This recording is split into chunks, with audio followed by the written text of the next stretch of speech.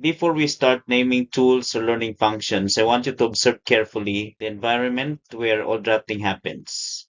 Your observations will help us begin today's discussion. Now, let's watch the video.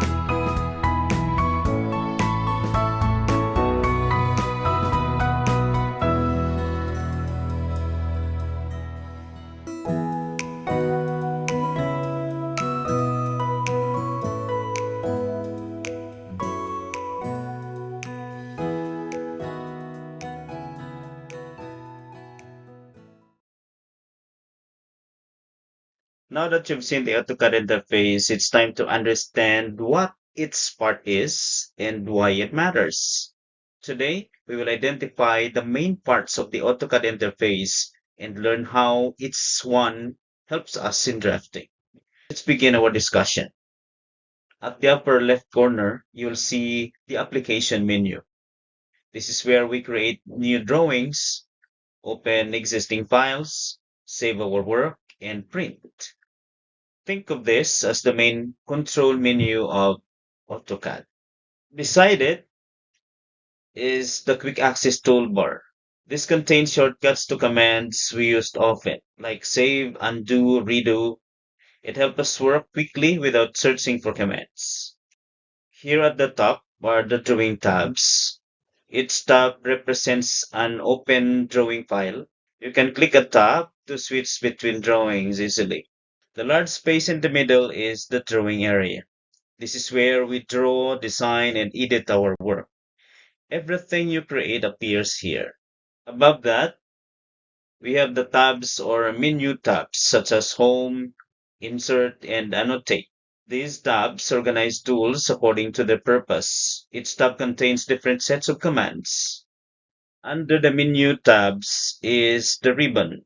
The ribbon shows the tools and commands related to the tab you selected. For example, the Home tab contains drawing and editing tools. The Info Center is used to search commands, get help, and access learning resources. It is useful when you forget a command. On the side of the drawing area is the navigation bar. This helps you zoom, pan, and move around the drawing.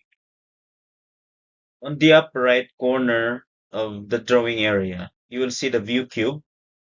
The view cube helps us change the view of our drawing.